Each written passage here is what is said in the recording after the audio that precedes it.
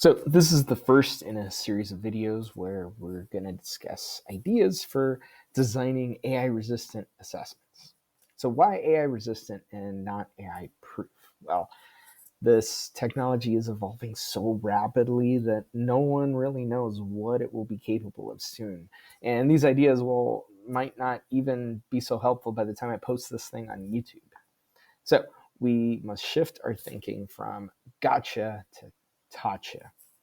We can waste a ton of time worrying about the gotcha, the catching students cheat, but that's going to distract us from what we actually want to do, teach.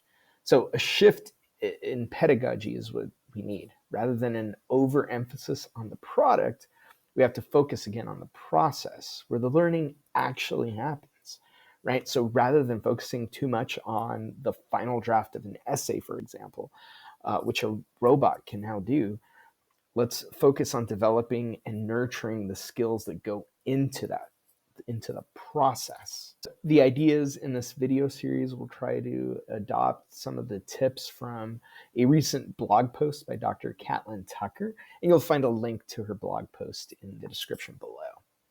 Her first tip involves requiring personal reflections or experiences because only the individual will have those. And it's difficult for a machine to explain an authentic reflection. Second, incorporating creative tasks, especially hands-on making, which is high on Bloom's taxonomy anyway, may help bolster original thinking and focus on the process of making something for the learning. Third, the more local and specific you can be, the harder an AI can replicate if there's little to no information available for it.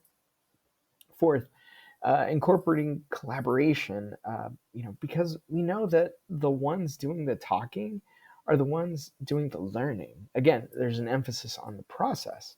And finally, by challenging students to justify their own process, i.e., show their understanding somehow, you'll ultimately get better data on student learning, right?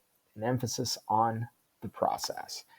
So finally, I hope you'll find these helpful in your pursuit of teaching.